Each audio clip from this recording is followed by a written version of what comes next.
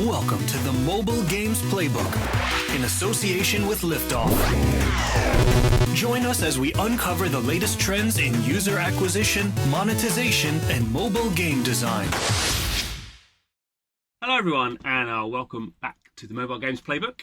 Thanks for tuning in for another episode. This is a podcast all about what makes a great mobile game, what is and isn't working for mobile game designers, and all of the latest trends. I'm your host, John Jordan, and very pleased I have joining me today. In fact, joining me, coming back for the second time on the show, we have Kentaro Sugiura, who is the lead UA manager at Rovio. How's it going? It's good to be back here, and I'm ready and happy to discuss about the mobile game again.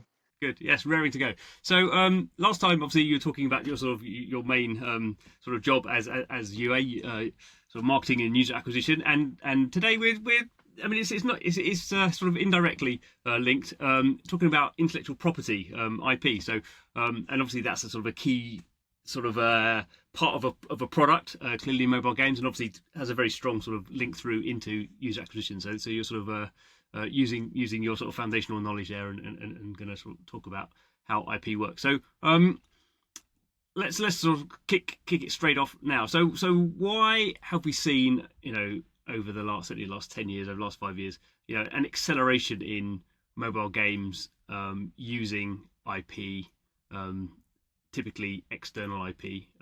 Why are we seeing this sort of this massive trend? What's it doing to the mobile games business? How's that helping you in terms of sort of user acquisition? I think there are two scenarios when it comes to mobile game. It's using external or existing IP. And the first scenario is, the game with IP. So the meaning that, when a developer create a game based on a IP theme, and of course, the biggest benefit of licensing the IP is lowering marketing cost. Now, this happens through, stronger UA funnel metrics such as, CTR or, conversion rate. That's, likely reducing CPI, as well as, higher organic traffic driven by the brand recognition. That is first scenario. And second scenario, which we often, more often to see nowadays, is like a live ops or game event with IP. So when a developer licenses an IP for a limited period, the main benefit is like boosting revenue through the live ops. So limited time event with IP.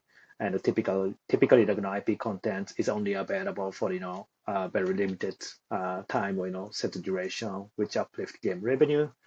And we often see that additional organic install or returning user uplift happening because of the live ops event with IPs. And so it's just sort of explaining it there broadly in my head. Those two sort of become the sort of the UA part. I guess that's broadly targeting new players, and then the second part, which is sort of more the sort of live ops events, is more to do with sort of the existing player base. Would that sort of broadly be the case, or how much sort of crossover between those two audiences can you sort of get with using IP? Yeah, I think that the first case is a more like new user oriented, or more like it's a prospect of like new user acquisition. And the second, it's a kind of mix, like sometimes you unlock your untapped audience by having live ops or a game event with IPs, but also like you expect a lot of returning user. It's because you do something new, something like special. So, and that's one of the benefit of having IP in your game with in a limited time. I guess there is a bit of a crossover in the sense that you could have sort of a live event, and then you can obviously use the IP you're sort of licensing for that event. Also, you can put that in your sort of your main sort of UA marketing funnel for that, at least the period of time in which that's happening. So there is some sort of synergy between the two, even if broadly they are seen as being different. Yeah, exactly. I guess the other sort of main thing, if you're thinking about this sort of these two different use cases, the UA thing, I guess, would be more about sort of a longer term sort of marketing thing. So you're having, maybe you're doing a game and using other IP in that game. Whereas the live event stuff tends to be like a faster sort of turnover, where you're having live events, every month or something. So I guess that's the difference in terms of the broader new users and the sort of existing users / retention monetization sort of thing. Yeah.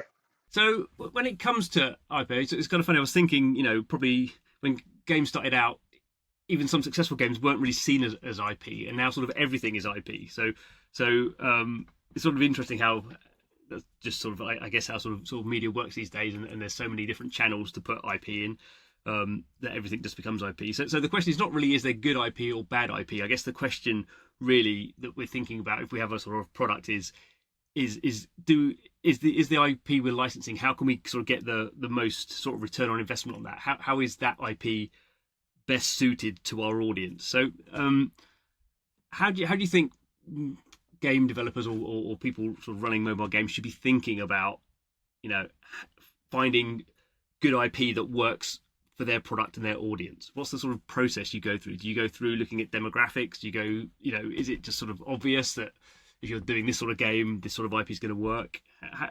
What's the sort of process that you would go through for that? So from my experience and my observation, I see two key directions when evaluating potential IPs for mobile game and collaborations. The first direction is affinity. So it means collaborating with brand that already share strong similarity with your existing audience, and this strengthens engagement and monetization with your core audience base. That's the first direction. And the second direction is expansion. So meaning that you do partnership with a brand that allow you to reach like a new or untapped audience that broaden your market and helps acquire new user beyond your current demographic. Did those sort of, you said there's sort of the affinity sort of reinforcing sort of what you've got and then sort of expanding. Where do they sit in your sort of previous example where sort of you're doing one more focused towards new users?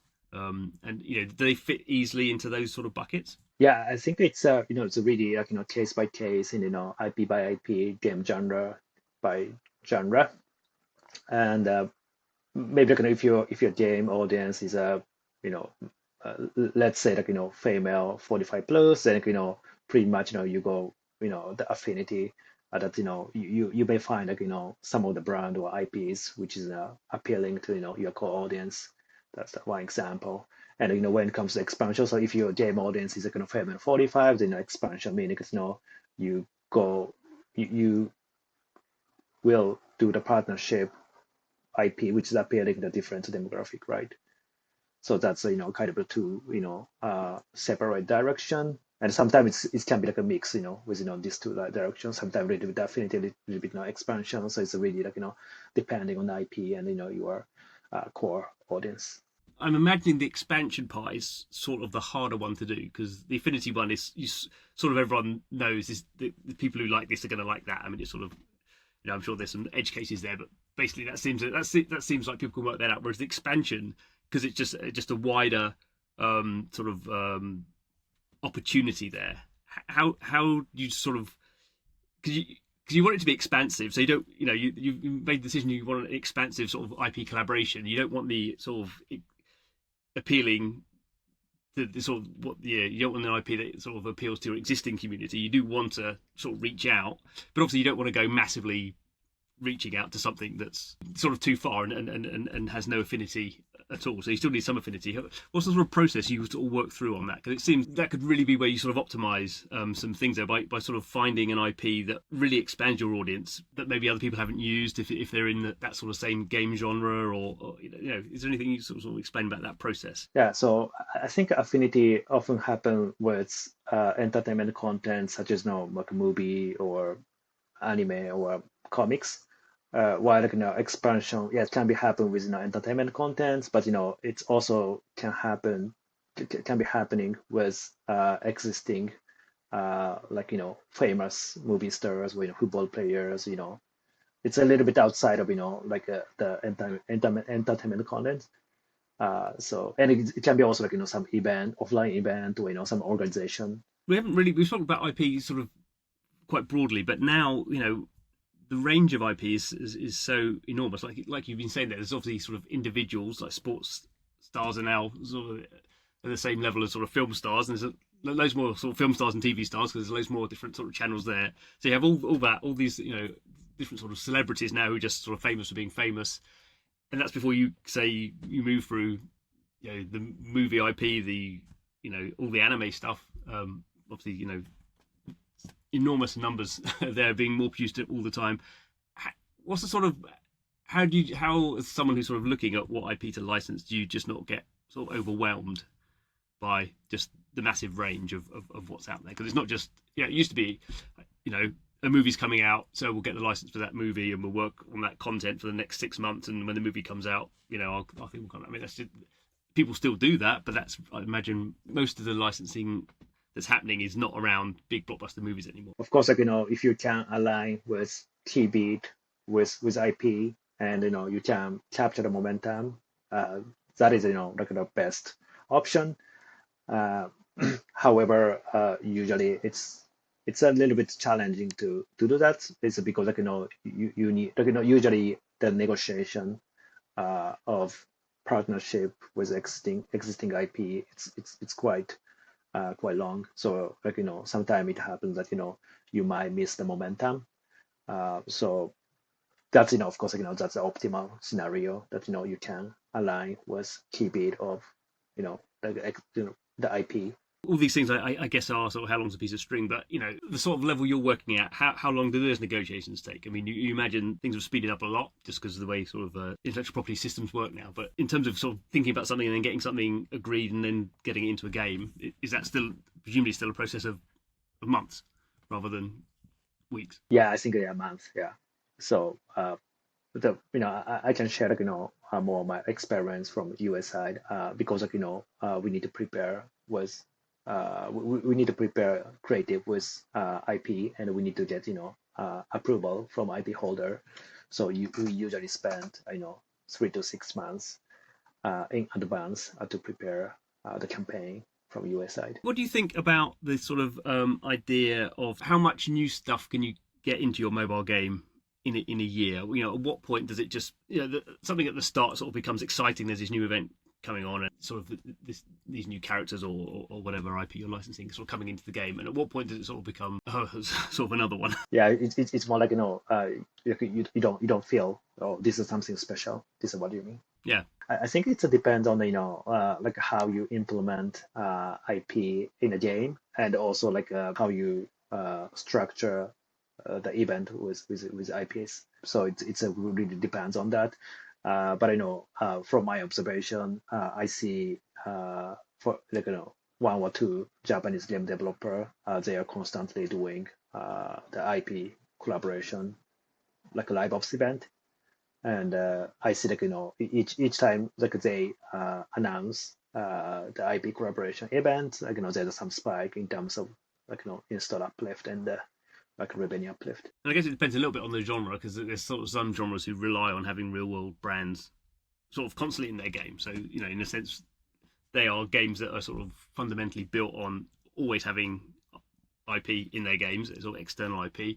Where there's other games maybe on the RPG side where it's sort of harder to get real world sort of brands in there. So there's a sort of different sort of cadence that sort of maybe depends on what type of game you're sort of doing anyway. That there's more or less that the sort of the audience expects to have anyway. And I think also as I mentioned, it depends on how you collaborate with IP. Is that just character, or you prepare some special live event or stage where people feel like this is an IP theme event. So it really depends on how you structure the event with IP. What's your sort of view on sort of games having IP that other games have used? Is there a point at which sort of external IP has been used so much in so many games that you kind of feel like, well, they've done it, like maybe you're looking at what your competitors are doing all the time, they've done that IP, so now we can't use it? Or if you see competitors have done a really good IP integration and had a massive spike, do you go, oh, maybe we should be looking at that? I mean, how much of this is sort of like competitive trends in the industry where people are sort of looking at what everyone else is doing, or how much is it just this is focus on our product, we sort of know what we want to do? Sometimes the IP holder reject your offer is because like, they already did partnership, like your competitors.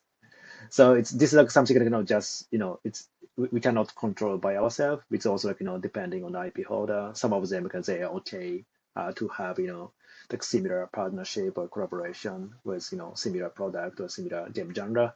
Some of them like they want to be uh, like limited in that sense. So it's like it's like really depends on yeah, the brand.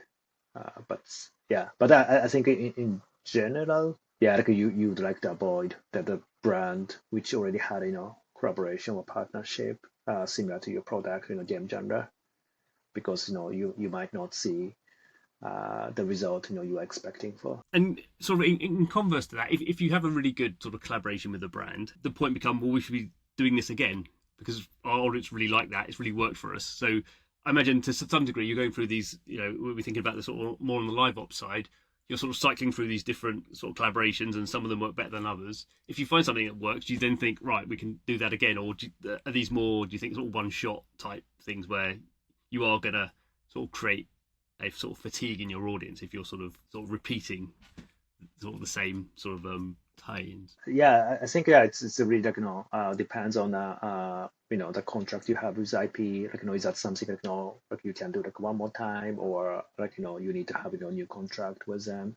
And yeah, I also see like it's kind of a throwback event, uh, somewhat mobile game. So the differently it can be effective way to uplift like a revenue by doing that.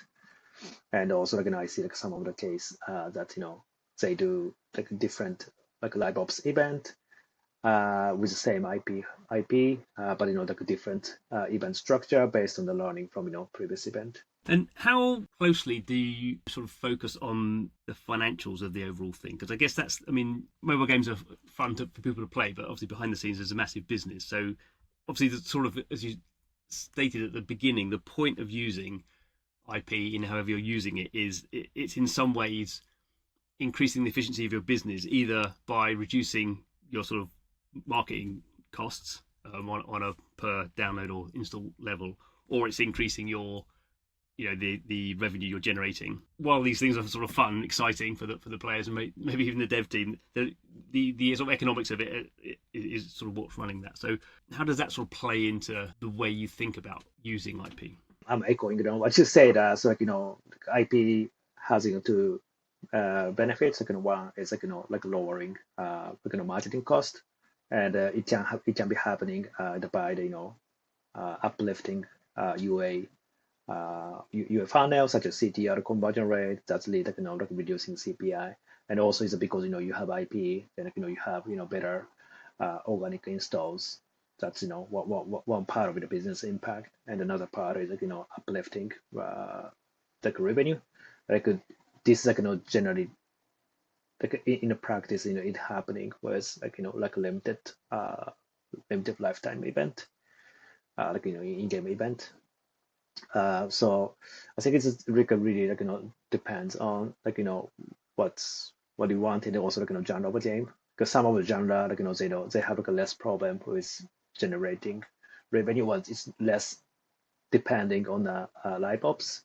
Then maybe it's better to focus on the like the marketing cost side, and some of the game they are okay with like marketing cost, CPI, then like more focus on the revenue uplift from live ops. What do you think of the sort of the trends that are happening over the next 5 years? Do we just sort of see more and more collaborations because IP has sort of become more fragmented, and so there's sort of more opportunity, or are we starting to get to the stage where there is a bit of sort of just general fatigue around sort of these mashups, in games, and not just in games, in sort of all sort of culture? I mean, what's your sort of view on how that trend's going to happen over the next sort of 5 years? I have no idea, but I'm just I'm just saying this based on my observation. So the IP collaboration is a very popular live ops strategy among Asian game developers, and I see like many of Japanese mobile game companies have a kind of regular, frequent like live ops event with anime or manga IPs. It is very popular in Japan, and also like in Japan, IP based game is really popular. And there you go now. I see more and more Western mobile games is having like a live ops event with IPs. So because they have like a limited live ops event with IP, and we do see like a lot of this initiative with Blasters or Monopoly Go. So that's my observation, and based on this, like I expect that this can be happening more often. I think that's a good point. 'Cause I think even in my limited experience, that where we have really seen over the last few years a sort of global expansion of what was at one point sort of quite niche sort of Japanese manga and anime characters have progressively become much more widely sort of viewed through the West, Crunchyroll, all that sort of stuff. And because that sort of subgenre, or because that sort of genre of media is really all about collaboration. So sort of the history of those sort of anime manga is all about sort of coming up with new things and sort of cross pollinating them. And so if you're in that sort of genre, like you say, the Japanese RPGs, it's almost like expected that you have this very fast pacing of collaborative IP, because that's sort of what the underlying sort of medium is all about. So it's sort of, I think I guess it's interesting that for some genres it'll probably, as you say, just keep accelerating. Maybe not the same for all other genres. There was one other thing I was going to say, is particularly around meme culture, which is obviously a similar sort of thing to Japanese anime, which is just it just sort of explodes so fast. And we're sort of seeing this in things like Roblox. I wonder if those IPs just sort of get so popular but then sort of become not unpopular, but then sort of the next thing comes on, that whether those IPs can sort of be used by more traditional sort of mobile games, because they burn so fast, and then it's sort of hard to judge how long they're going to last for. So you sort of have that issue. Yeah, I think you have been a really good point. So like it's because I'm working for a mobile game company, so I talk about talk from that perspective. But I think from like Japanese like anime manga perspective, the collaborating with like different IP or other entertainment can reach untapped audience, especially in the Western market, because Japanese anime or manga, they have really limited distribution channels. Uh, and yeah, one example, like for example, in Japan, like if you turn on TV, like you can see like anime all the time. While like in the Western markets, probably you need to go to special channel or special because you need to pay for like cable TV, or maybe like you need to subscribe some of the streaming site. So the channel Japanese anime or manga can distribute their contents is very limited in the Western market, and we are collaborating with different games. It can be a good distribution channel to reach to their potential audience. The history of gaming has been the trends that happen in the Japanese market tend to be the ones that sort of flow globally. So I guess from that point of view, we would think that the trends are going to end up more like the Japanese market than less like the Japanese market, because that's just historically how the games market has sort of developed over time. Yeah, it might be like but still like it's a very difficult predict what's going to happen in the future. But yeah, so far like we kind of see like this like trend is either moving from Asia market to the Western market. To sort of flip it the other way, do you think there is any space for people to sort of still run sort of successful mobile games where they are trying to almost like keep a purity of their vision and not want any external IP? I mean, can that work from a user acquisition point of view, where you just decide my IP is what I want to focus on, I don't want to dilute that with anything else, I really want to build my IP, at least in the early stages, and so you sort of go the exact opposite of maybe what the trend is, and just go sort of my game is my IP, and that's sort of what I want to focus on. does that make any sense at all these days?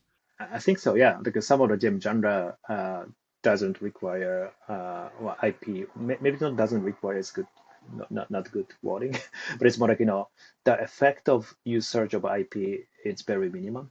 So like some of the game genre is more about like your experience in your game. So it's not about IP. You can see like this for example classic what evergreen games like Sortia, Sudoku, chess, like most like collaborating with IP, the effect is quite minimum compared to other casual title like like Match 3 or other casual casual genre. And I guess because we can't have any podcast going out without mentioning AI. But I guess the interesting thing, if we are sort of thinking about sort of building your own IP from the ground up, is something like AI, Gen AI, and user generated content. That in some ways is allowing your sort of community to sort of create their own IP from from the IP that you're creating. So in a sense, maybe the other sort of converse trend to sort of more IP licensing and media going everywhere is some people just sort of creating their own sort of striking sort of brands and then allowing their community to sort of do that in a way that they couldn't have done sort of previously, because most of them wouldn't have had the sort of the skill, the art skills or the production skills to do that. So you do have this sort of flowering of IP, even if it's mashup of sort of external IP or people really expanding their own sort of universe of IP. So in a sense, everything becomes sort of a Marvel universe, which is sort of the end result. We get IP everywhere. So maybe that's the counter argument. Yeah, like maybe like this can be a new trend, and maybe like we touch up next time. Maybe like 1 or 2 years, talk about that. Maybe we have completely different opinion on the IP, and yeah. Excellent. Okay. Well, we've painted some broad strokes across the what's going on. I think in the use of IP. I guess as with every sort of tool in the sort of in the sort of the business toolbox, people should definitely be, if you're doing mobile games, you should be thinking about it, even if you're not doing it, I suppose. I mean, that would sort of be the sort of conclusion of this, that there's lots of big brands, there's lots of little brands. Maybe some companies are not big enough to sort of interact with the bigger brands, but you should be sort of thinking about at least how this could interact with your audience, because clearly for companies like Rovio and for pretty much every mobile games company, you are using IP to improve your business and make your sort of players happier. So everyone should be thinking about it. I guess it's just a question of exactly sort of how you want to deploy it. Yeah, Would you yeah, agree? yeah. I agree. Any sort of final advice for people who when they're thinking about IP? What's the sort of things that have sort of chimed with you that are sort of best working practices? It's always good to have hypotheses like also like if you go like a more affinity type of IP, then like do some like a user research and try to understand like what is like similar brand or familiar brand to your core audiences, and maybe same expansion like okay what is the audience you'd like to bring, and that's the most important. You have a hypothesis and you make a a business case based on that, so you have clear business goal. Good. Well, thank you very much, Kentaro, for your advice and your expertise. Yeah, thank you for having me. I hope like this helped to understand like IP and mobile games. And thanks to you for watching, listening, however you are consuming the podcast. Don't forget to subscribe so you don't miss any episodes, and come back next time to see what we are talking about in the world of mobile games. We'll see you next time. Bye bye.